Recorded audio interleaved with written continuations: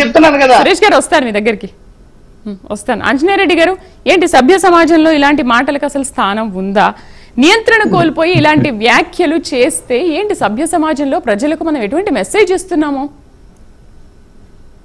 Madam, ప్రజా జీవనంలో ఉండేవాళ్ళు ప్రత్యేకంగా మనం ఏం మాట్లాడుతున్నాము, మనం మాట్లాడితే ఏవి ఫలితాలు వస్తాయి, ఏ విధమైన స్పందన వస్తుంది అనేది ఆలోచించాలి.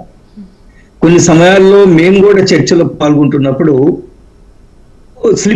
Tongue slip అవుతుంటాం. ఇది హ్యూమన్ ఎర్రర్ జరుగుతుంటుంది.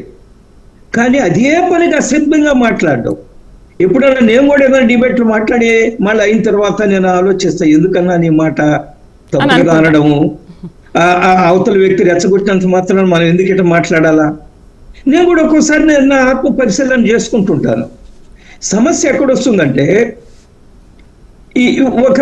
ఒకరిని ఒక మాట మాట్లాడారు, ఒక అసభ్యంగా మాట్లాడాడు, నేను ఎందుకు తగ్గాల? నేను 4 మాటలు మాట్లాడతాను. ఎప్పుడు కూడా అతి సర్వత్ర కదా. Too much is always very bad.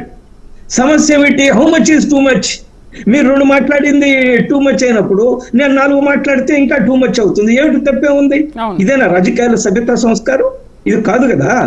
Rojamma ఒక మహిళ 10 సంవత్సరాలు శాసనసభ్యురాలుగా చేశారు.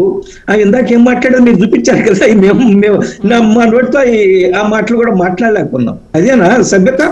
మీరు ప్రశ్నించే హక్కు ఉంది, అందులో ఎటువంటి అనుమానం లేదు. మాజీ టీటీడీ చైర్మన్ గా, మాజీ శాసనసభ్యులుగా కరుణాకర్ రెడ్డి గారికి, మాజీ మంత్రిగా ఒక సీనియర్ పొలిటీషియన్ గా రోజమ్మకి, దే హ్యావ్ ఎవ్రీ రైట్. వాళ్ళకి హక్కులు ఉన్నాయి. క్వశ్చన్ చేయొచ్చు, క్వశ్చన్ చేసి వివరణ తీసుకోవచ్చు. ఈరోజు చాలా స్పష్టంగా టీటీడీ ఈఓ గారు చాలా స్పష్టంగా చెప్పారు, అటువంటిది ఏమి జరగలేదు. కొన్ని సహజంగా వయసుతోటి లేదా అనారోగ్య కారణాలతోటి కొన్ని ఆవులు చనిపోయాయి. కానీ గత 5 సంవత్సరాల్లో ఏమేమి జరిగిందో మేమంతా కూడా రికార్డు ఇవ్వగలము. ఆ పురుగులు పట్టిన దాణా పశువులకు పెట్టడం ద్వారా ఏ విధంగా ఇబ్బందులు వచ్చాయో అని కూడా వారు ఛాలెంజ్ చేశారు. ఇంకా అనుమానాలు ఉన్నాయి. మీరు గోశాలకు వెళ్ళాలా? కరుణాకర్ రెడ్డి వెళ్ళొచ్చు, ఎంపీ వెళ్ళొచ్చు, 3-4 వెళ్ళొచ్చు, ఒక 500 మందిని 1000 మందిని వాళ్ళు ఇంటి దగ్గర పెట్టవచ్చు. మీరు ఉండండి, మేము పోయి పరిశీలించి వస్తాం, మేము విషయాలు మీకు చెప్తా అనొచ్చు. కానీ మీరు వేలాది మందిని పోగేసుకొని వేలాది మంది గోశాలకు పోవడం ఏంటి? అక్కడ సురేష్ ఏం చెప్తున్నారు, అందరినీ అవసరస్తుంటారు. మీరు ఇప్పుడు చూపిస్తున్నారు విజువల్స్. 100 మంది ఉన్నారు రోజమ్మ వెనక. ఈ 100 మంది వెళ్ళి గోశాల ఏం చేయాలని, ఏం సాధించాలని, 100 మంది వెళ్ళి చూసి ఏం చేయాలని? మీ నాయకుడి మీద మీకు నమ్మకం లేదా? 5 మంది ఎమ్మెల్యే, ఎంపీ ఒక ఆయన అన్నాడు, ఆయన గురుమూర్తి గారు కూడా మంచి వ్యక్తి, నాకు కూడా పరిచయం ఉంది. ఆయన సభ్యత సంస్కారం ఉండే వ్యక్తి. వాళ్ళు ఉన్నారు, వాళ్ళు వెళ్ళి చూసి చెప్తారు, ఇది కరెక్టా కాదని చెప్తారు. దాని మీద క్వశ్చన్ చేయొచ్చు, ఇందులో ఏం అనుమానం లేదు. బట్ రాజకీయం చేయడం ఏదైతే ఉందో, రాజకీయం కోసం తప్పుడు మాటలు మాట్లాడము, రాజకీయం కోసం అబద్ధాలు మాట్లాడము, రాజకీయం కోసం భక్తుల మనోభావాలు దెబ్బతీయడము, రాజకీయం కోసం ప్రజలను తప్పుదారి పట్టించడం, దిస్ ఈజ్ రాంగ్ అంటున్నాను నేను. ఇది ఒక సీనియర్ పొలిటీషియన్ గా రోజమ్మ కానీ కరుణాకర్ రెడ్డి గారి కానీ, కరుణాకర్ రెడ్డి చాలా తెలివైన వాడు. ఆయన వామపక్ష భావజాలం నుంచి వచ్చిన వ్యక్తి.